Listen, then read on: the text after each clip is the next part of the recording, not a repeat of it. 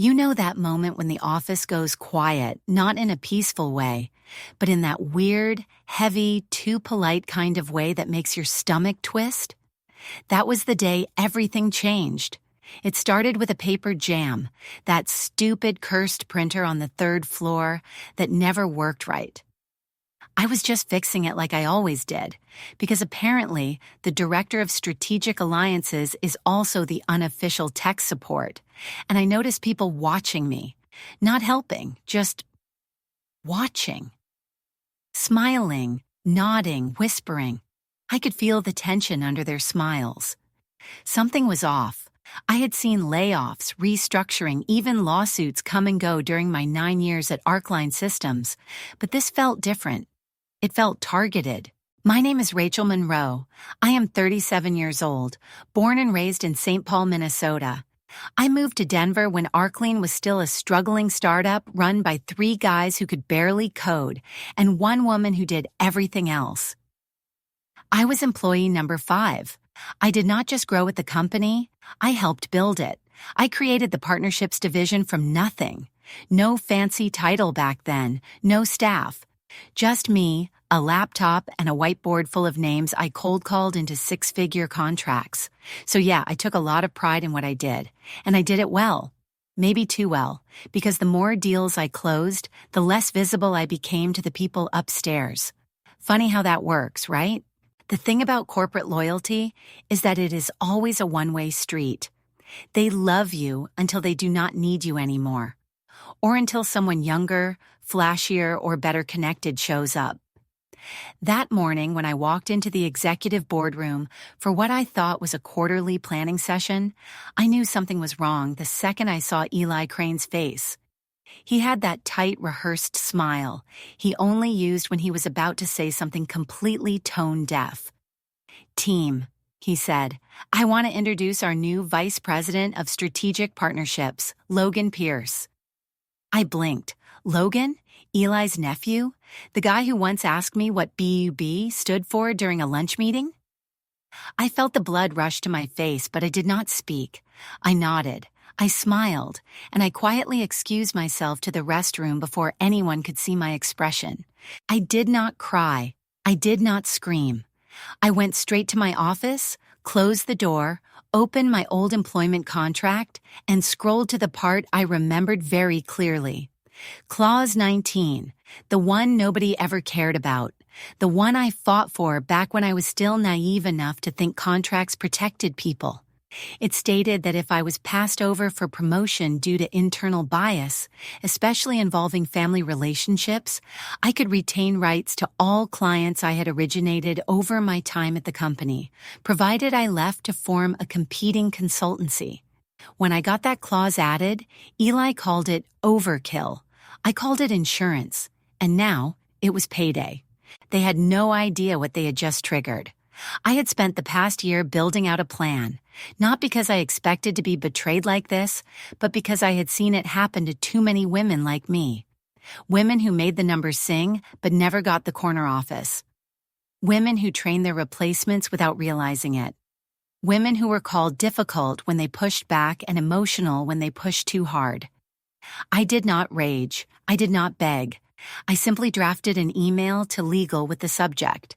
RE, Clause 19. Then I logged off. No announcement, no goodbye lunch, just silence. What they did not realize is that every moment they underestimated me, I was quietly building leverage. They thought I was a cog in the machine, replaceable, forgettable. But I was the one who designed the gears. I knew every client relationship better than anyone. I knew what made them tick, what made them trust. I also knew that most of them were not thrilled with how things had been going lately. And now that Logan was running the show, they were about to be even less thrilled. All I had to do was wait. So yeah, the printer was jammed that morning. And so was the company's future, whether they knew it or not. They smiled at me like I was the past, but I had already moved on to the next chapter. And trust me, it was going to be one hell of a story. I am Rachel Monroe. I am not flashy. I am not loud, but I get things done. That has always been my way. No drama, no showboating, just results. When I joined Arcline Systems, we were a messy little startup with more ambition than direction. I took a leap because I believed in the product, and I believed in my ability to turn partnerships into power. Back then, there was no strategic alliances department. There was just me with a laptop, a phone, and a list of cold leads. I started from the bottom, and I mean that literally. My first desk was a folding table wedged between the breakroom fridge and the server cabinet. Over time, I turned cold leads into real clients. Small contracts turned into multi-year deals.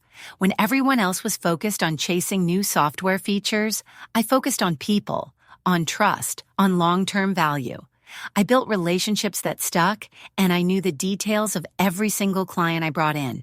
What they cared about, what they feared, what their goals were for the next 3 quarters. By year 4, I had brought in over $12 million in revenue. That was more than our entire marketing and sales department combined. I did not brag. I just sent my reports on time and kept building. I created the Strategic Alliances division by simply doing the work no one else wanted. At first, I was just given a new title, no team. Then I asked for an assistant, and finally, I built a team of 5. I trained them myself. Some of them came from customer service, some from other departments, people who were overlooked like I had been. Together, we closed deals with Fortune 500 companies. We helped fund 2 full product lines that put Arcline on the map. But every win we got was labeled a team effort, and somehow the credit always floated upward to people who never sat in on a single client meeting. I was not bitter at first. I told myself that hard work speaks louder than politics, that if I just stayed consistent, if I kept performing, the recognition would come. And when Eli Crane, our CEO, pulled me aside during a company retreat and said, "You are next in line for the VP role, Rachel," I believed him. That was 2 years ago. 2 long, exhausting years of doing the job without the title. I handled crises. I flew out to fix deals that were falling apart. I mentored new hires. I gave up vacation time. I sat through endless strategy sessions and made sure the partnerships department stayed profitable and smooth. I was the one holding it all together. So when the executive board met that Monday morning and announced Logan Pierce, Eli's fresh out of grad school nephew, as the new vice president of strategic partnerships, I knew something was wrong. They did not even look at me when they said his name, like it had already been decided weeks ago, maybe longer, like I had been doing all of this just to keep the seat warm for someone else, someone with no experience, no track record, no battle scars, someone who had never had to win a deal without a last name that opened doors. That kind of betrayal does not come all at once. It hits you in layers. First, it is shock, then confusion, then the anger creeps in, slow and hot. I had been promised that role. I had earned it, and they handed it to a man who had never closed a deal in his life. I sat in that boardroom, watching everyone nod like this was a smart move, like we were all excited for fresh energy. And I realized something very clearly. They never saw me as a leader. I had kept their ship afloat for years, but I was never going to be the captain. I was just the quiet engine room worker, expected to keep things running and stay out of the way. I smiled, I nodded, I said congratulations, and inside, something shifted. It was not rage, it was not even sadness. It was a cool, quiet decision. If they did not value me, then they did not deserve me. If they could throw me aside for a name, then I would make sure they remembered mine. I had spent nearly a decade building their empire. Now it was time to build my own. They thought they had won, but I had not even started yet. Logan Pierce walked into the room like he had just closed $1 billion merger. Chin up, chest out, designer loafers clicking on the tile floor like a runway model. He grinned as if he had earned something, when in reality, he had been handed everything. Eli Crane stood next to him, proud as a peacock, saying, "Everyone, meet the fresh new face to energize strategic partnerships." Fresh? Sure. Energize? Maybe. But qualified? Not even close. I recognized the watch on Logan's wrist. It was the same one he wore at last year's holiday party, where he called me ma'am and asked if I could grab him a coffee. I remember laughing it off at the time, thinking he was just another clueless intern. Turns out he was being groomed for my job all along. I sat there in the conference room with my notepad in front of me, pretending to jot down meeting notes. I kept my expression polite, professional. On the outside, I was calm, but inside, I was cataloging every person in that room, who smiled too wide, who clapped too hard, who avoided eye contact altogether. Logan beamed, shaking hands and throwing out buzzwords like synergy and growth alignment. He had all the confidence in the world and not a drop of substance behind it. And yet, he was now my boss, at least on paper. I did not say a word. I just nodded, smiled, and waited for the meeting to end. As soon as it did, I excused myself. No drama, no outburst. I walked straight to my office, locked the door, and opened my personal Google Drive. There it was. Everything I had prepared quietly over the past 18 months. Contracts, client histories, performance metrics, even the business plan for the consulting firm I had outlined in case things at Arcline ever went south. I never expected to use it, but I had learned the hard way that having a backup plan was not just smart, it was necessary, especially in a company that rewarded last names over results. I pulled up my original employment contract and went straight to Clause 19, the one I had insisted on years ago after watching a male colleague get promoted for a deal I had closed. That clause was my safety net. It clearly stated that if I was bypassed for promotion due to internal favoritism or familial relationships, I retained the right to reclaim any client I had originated, should I leave the company for a direct competitor or independent consultancy. Eli had laughed at the time, saying, "This will never be relevant, but sure, if it helps you sleep better." Well, I had never slept better than I did the night I drafted that clause. Logan's arrival was not just a disappointment. It was a clear signal. Arcline had made its choice. They did not want leadership. They wanted optics. Someone younger, louder, flashier. Someone who could sit in front of investors and make big promises without understanding the actual work. I knew that type. I had cleaned up after that type for years, but I was not going to clean up for Logan. Not again, not ever. That morning, I wrote a single-line email to legal and HR.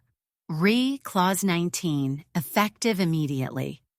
No explanation, no attachments, just a sentence that would trigger more panic than any resignation speech ever could. After I sent it, I sat back in my chair and watched the inbox light up.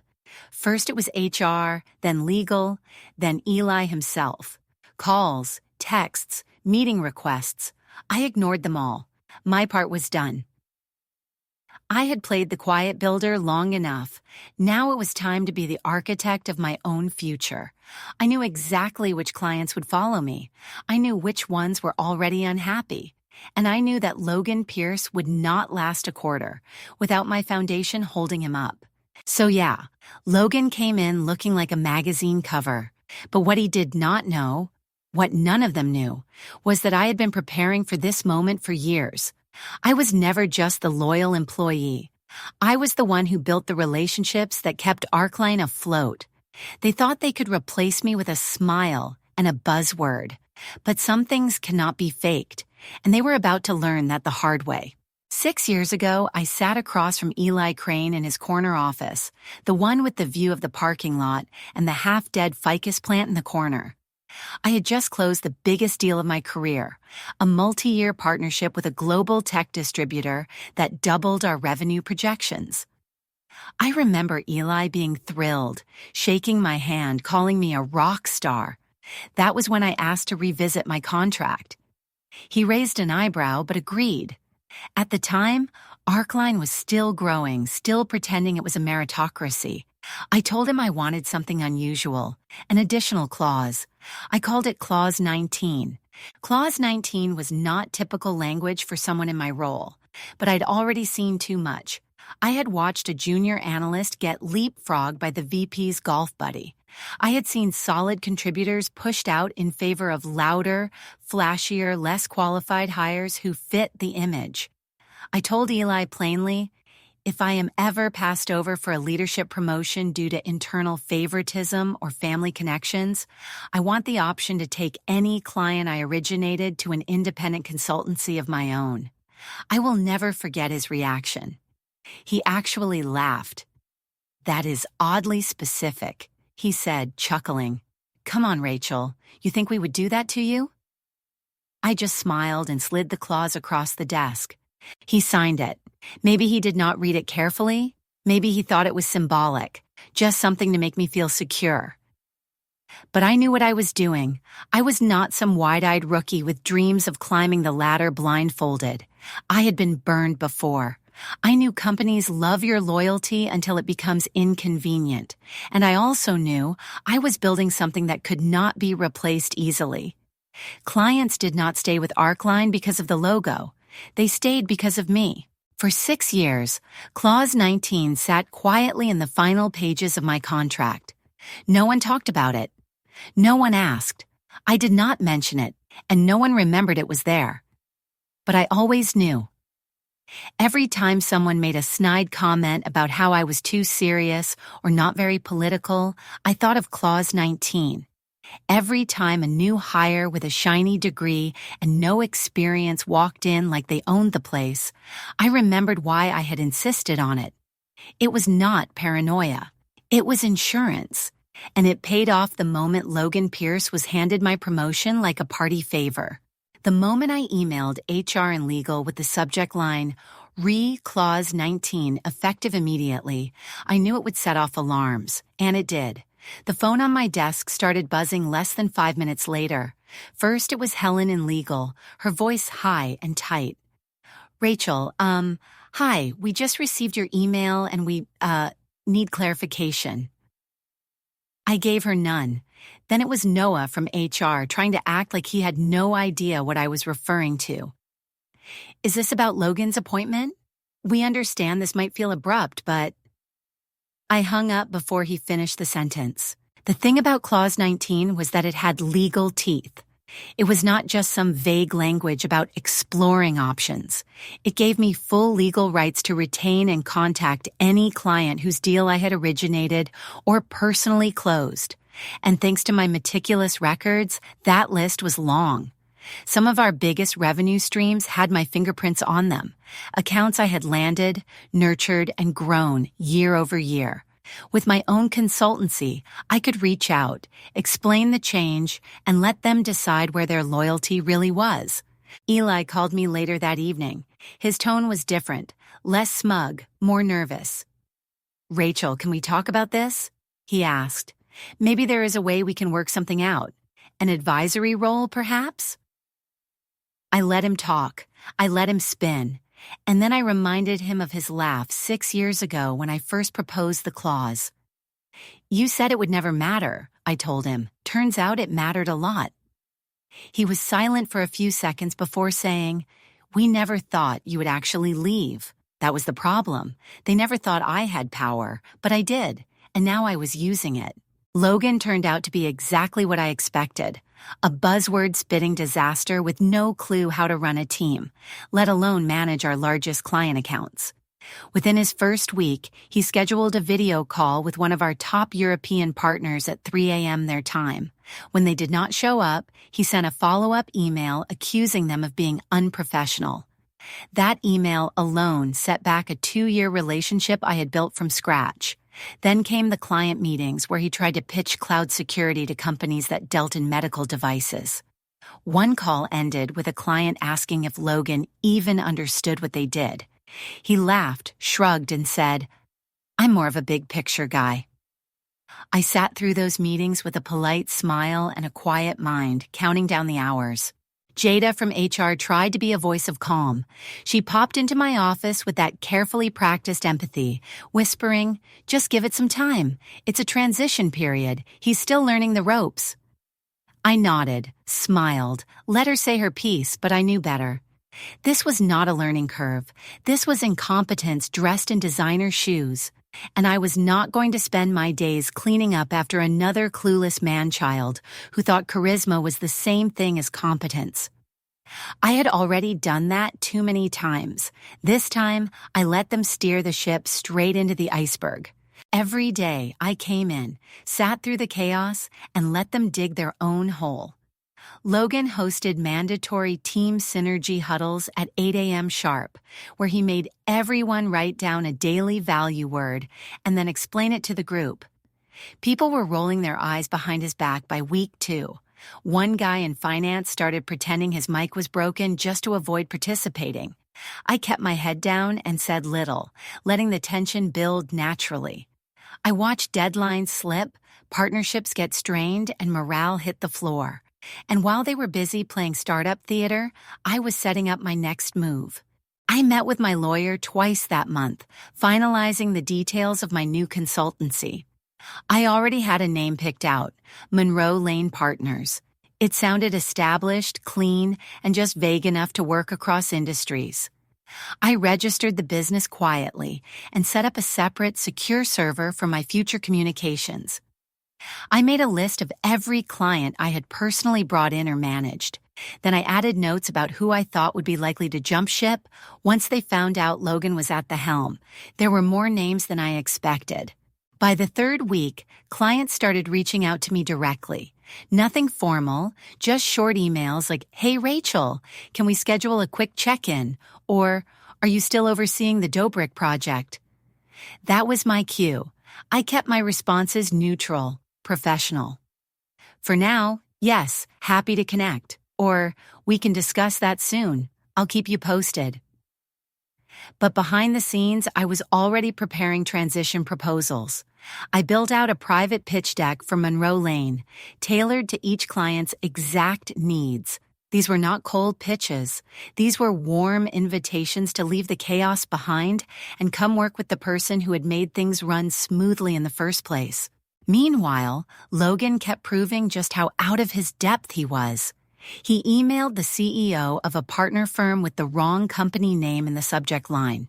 He confused quarterly earnings with monthly projections during a strategy call, and when I politely corrected him afterward, he told me I was too detail-oriented for my own good. That was the moment I knew he was doomed. Not because he made mistakes, we all do, but because he could not recognize who actually held the power in the room. And once he failed to see that, I knew I had won. So I let it all play out.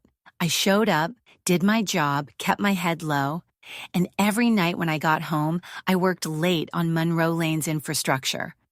I hired a graphic designer, filed tax paperwork, and built my client contracts from scratch. My exit was not going to be loud. It was going to be exact, clean, strategic.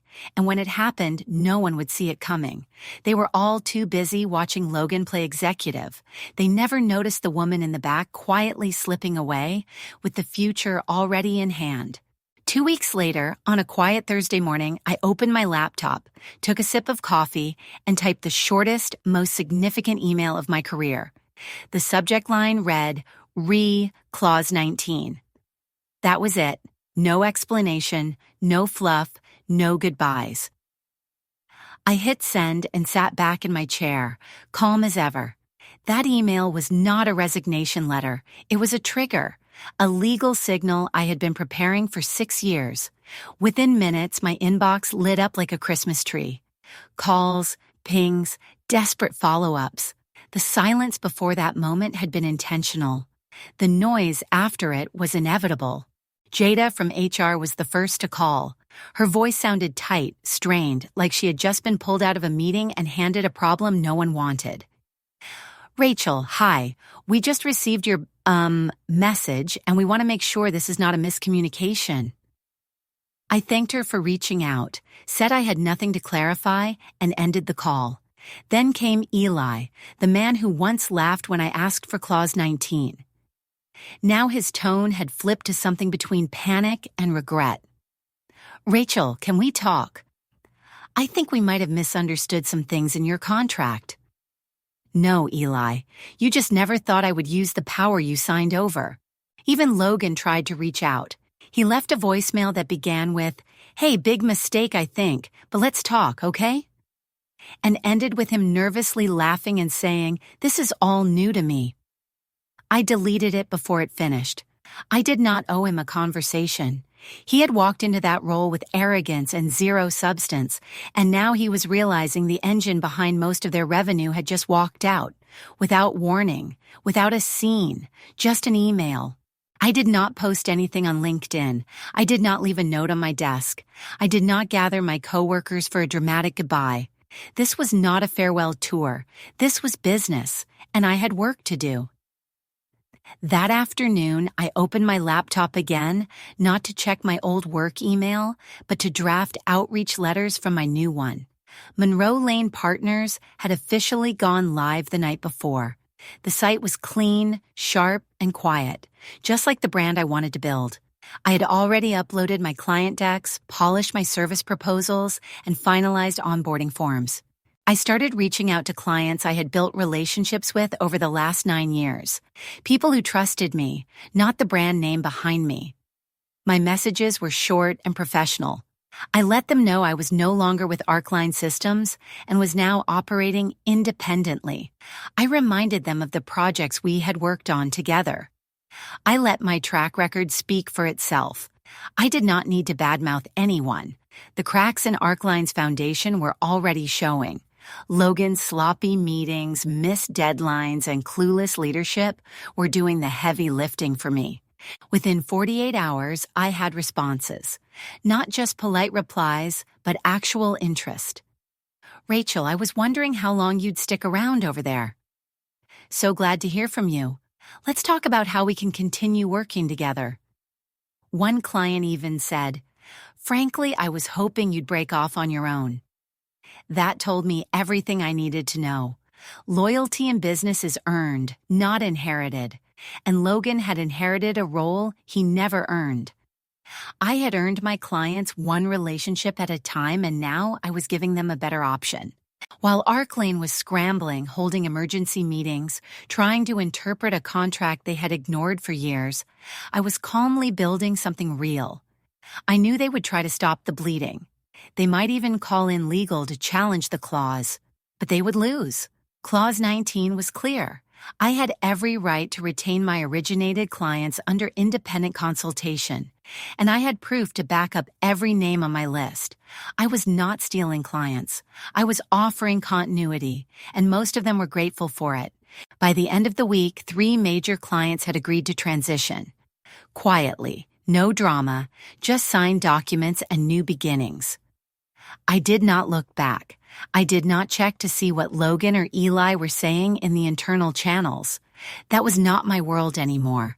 My job now was to build something that could not be taken from me. And I was just getting started. I already had a name. Monroe Strategy Group, simple, sharp, and quietly authoritative.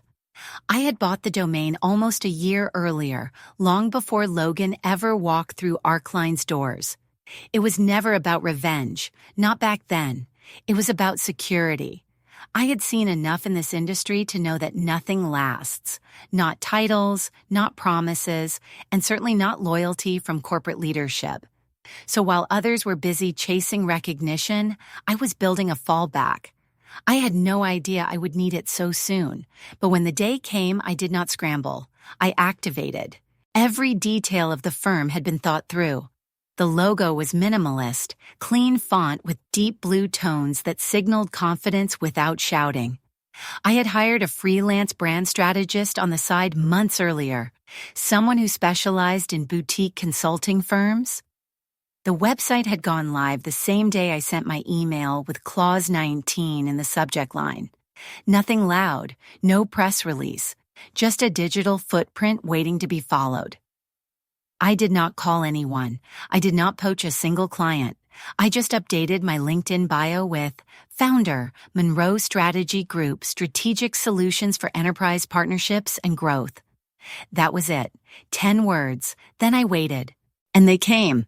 The first message hit my inbox within an hour. It was from Victor Harlow, the VP at Veltrin Analytics. We had worked together for years and had weathered 3 M&A transitions side by side. His message was short. Saw the update. You free for a call tomorrow?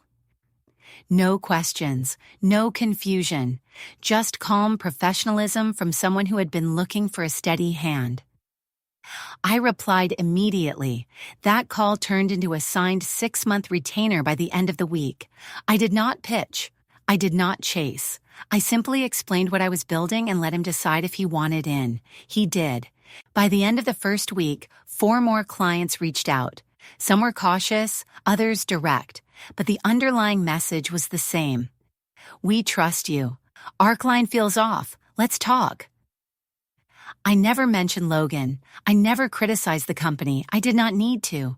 The damage had already been done through mismanagement, confusion, and a total lack of direction.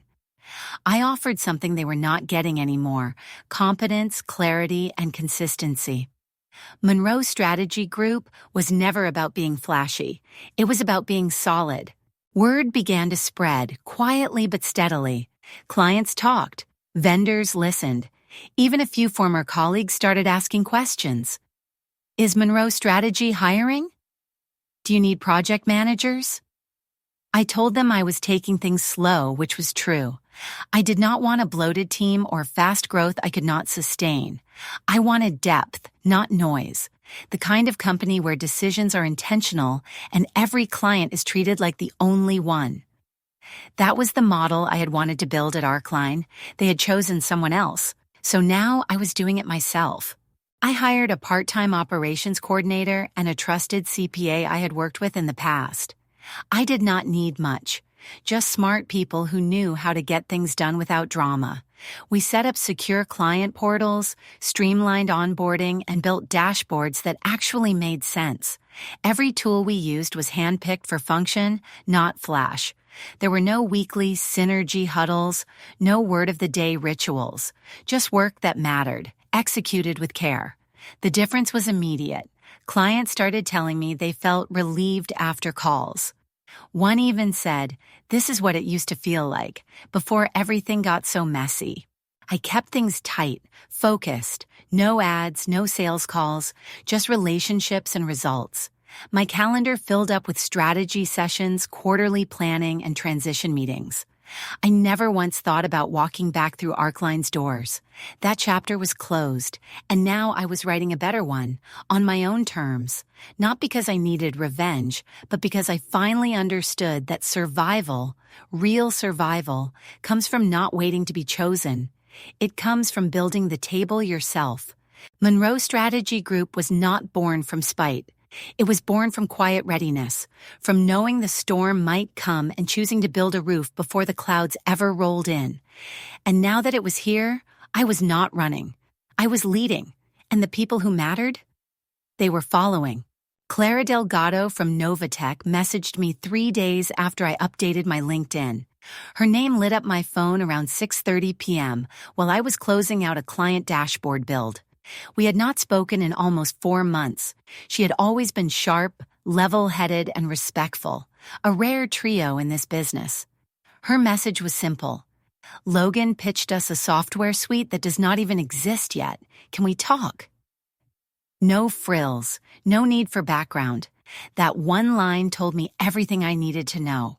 Logan was already making promises he could not keep, and Clara, like so many others, was starting to realize she had bet on the wrong horse. I replied within 10 minutes. We scheduled a call for the following afternoon. I did not prep a slide deck or proposal. I did not try to wow her with buzzwords or sell her something she had not asked for. I showed up with a clean notepad and listened. Clara did most of the talking. She walked me through Logan's wild claims about custom CRM integrations and cross-platform analytics, none of which Arcline had the infrastructure to deliver. She sounded exhausted, but under that was something else: hope. When she paused, I simply said, "I remember what we built together. We can do better." She was quiet for a moment, then said, "Send me your rate sheet. I think we are ready." The next day, I heard from Mark Jensen at Vertex Dynamics. Mark had always been more skeptical, more guarded. He had been on the fence about leaving Arcline ever since the reorg, but had stuck it out because of legacy relationships. His message came in the form of a voice memo. "Hey Rachel, you still doing consulting? Got a mess over here. Might need your help untangling it." That was Mark's way of admitting something was falling apart. I scheduled a virtual meeting that night. Again, I did not sell. I reminded him of what we had accomplished during the expansion quarter last year, how we had taken his regional division from stale growth to record performance by simplifying, not reinventing, the wheel. That hit home. He signed a 6-month contract by Friday. I never beg for business. I never dropped dirt on Arcline, even when clients volunteered their complaints. My strategy was simple: remind them of results, not rhetoric. People are smart. They know when they are being handled. I was not trying to manipulate anyone. I was offering consistency, clarity, and calm. That was all most of them were really looking for. When someone has been drowning in chaos, even a steady rowboat starts to look like a yacht. So I gave them a steady rowboat. That was enough. By the end of that week, I had 5 new inquiries and 2 signed contracts. And the funny thing was, none of it felt rushed. It felt like gravity. The people who had worked with me before knew what they were getting. No noise, just execution. They trusted that.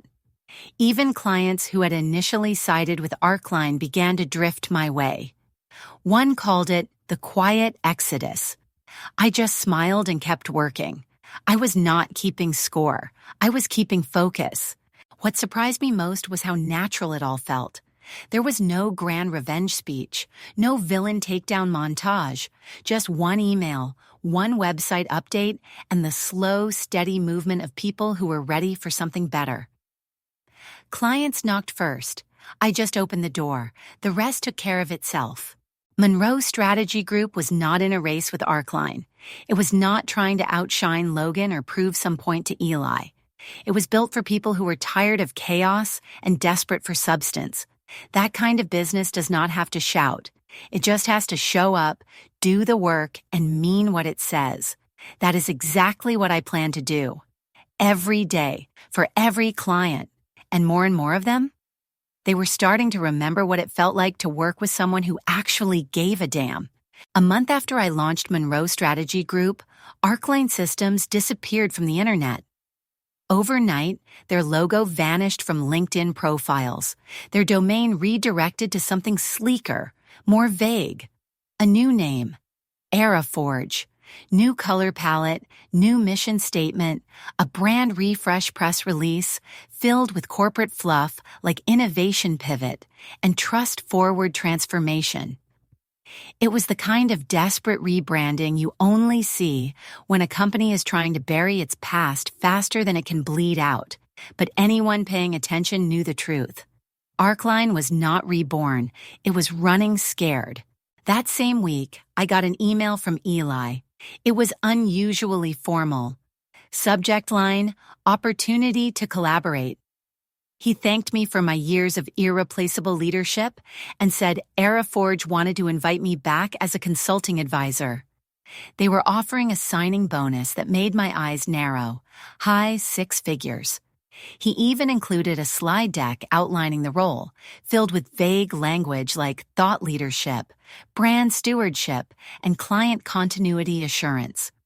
In short, they wanted to use my face and name to stop the bleeding, to make clients think I was still tied to their shipwreck of a company. I stared at that number for maybe a full minute, then hit delete. No response, no hesitation. I knew exactly what was happening. Their leadership had finally read Clause 19, or more likely, they had known it all along and assumed I would never invoke it. Maybe they thought I would swallow my pride for the title they dangled or the money. Maybe they thought I would crack once I saw Logan floundering and the firm collapsing under its own arrogance, but they forgot who I was. I did not build Monroe Strategy Group to negotiate with ghosts. I built it to move forward, and I was not for sale. What happened next was not part of any plan. It was just poetic timing. A week after I turned them down, screenshots from their internal Slack started circulating. It started on an anonymous Twitter account, then landed in an industry newsletter. The messages were dated a few weeks before I resigned. One from Jada read, "If Rachel leaves and pulls that clause, we are finished. Logan is not ready." Another from Eli said, "Clause 19 is real. I looked it up. Kenneth thought it was a joke back in 2018. It is not." One line from the legal department chilled even me. "If she activates Clause 19, we lose half our anchor accounts within a quarter." The leaks were brutal, not because they exposed corruption, but because they exposed cowardice. They had known exactly what they were doing. They passed me over, brought in Logan, and hoped I would stay quiet. When I did not, they panicked. When clients followed me, they scrambled. When I ignored their offer, they spun. And when the world saw those messages, whatever was left of their credibility disintegrated. AeraForge tried to spin it. They put out a weak statement about unauthorized communication breaches and individuals no longer with the company. But the damage was done. Clients saw the truth. Prospective hires backed away. The narrative had shifted, and it was not just about one woman leaving a company. It was about a company that underestimated her, violated its own promises, and hoped she would not remember the fine print she had fought to include. I did not gloat. I did not need to. My silence spoke louder than any press release. Every time a new client signed on with Monroe Strategy Group, it was a quiet vote of confidence, not in revenge, in leadership, in stability, in earned trust. They tried to erase the past with a new name, but a fresh coat of paint does not fix a crumbling foundation. An AeraForge. They were still standing on the cracks they made the day they chose nepotism over merit, noise over skill, fear over foresight. They thought I was gone, but I was just getting started. Eli finally called me on a quiet Tuesday morning. His voice was tense but careful, the kind of tone people use when they are trying to hide how much they need something. He asked to meet in person. No agenda, just a conversation. I agreed, and we set it for Thursday afternoon. I chose the old glass conference room on the top floor of the building I used to practically live in. I knew the acoustics. I knew the light would hit that frosted logo on the wall just right around 3 p.m. And I knew that if Eli was coming to see me face to face, he had already lost. I arrived 10 minutes early and sat at the head of the table, same spot I used to sit for quarterly reviews and strategic roundtables.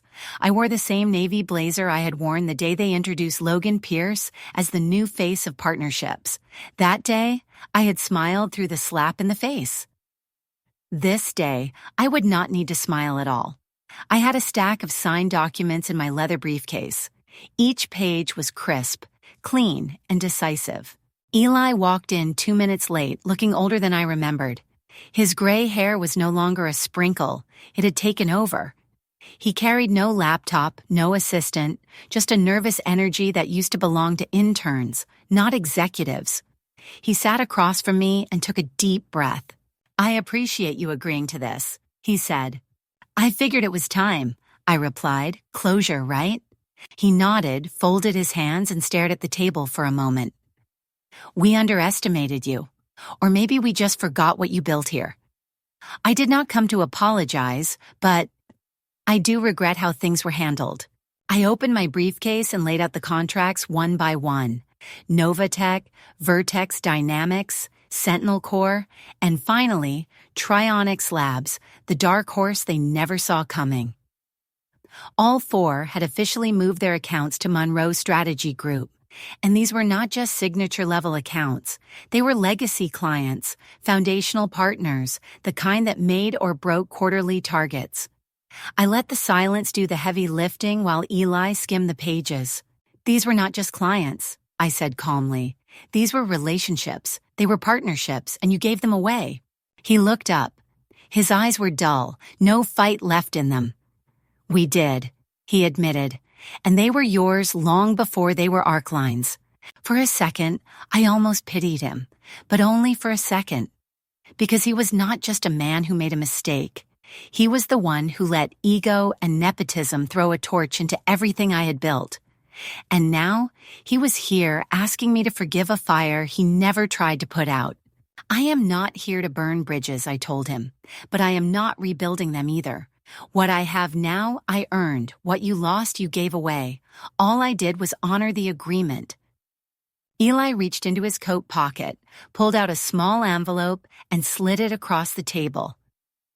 Final settlement package, he said quietly. Standard closure terms, plus a goodwill clause. No hard feelings. I did not touch it. I already got what I needed. He nodded again, slowly. This time, he did not try to fight it. He just sat there and took it, like a man who finally understood the weight of his choices. I stood up, placed the blazer back on my shoulders, and gathered the contracts into my briefcase. As I walked out of that room, I felt no rush of revenge, no thrill of triumph, just peace. I was leaving on my own terms with 50% of the revenue I had helped build, now thriving under my own banner, not stolen, not taken in the night. Legally, contractually, and ethically mine. In the end, there was no grand showdown, no raised voices, no slammed doors, just a quiet meeting between two people, one who underestimated and one who remembered everything. And when I stepped out into the sunlight, I knew this chapter was over. The empire they dismissed me from, I built something better, and this time it carried my name.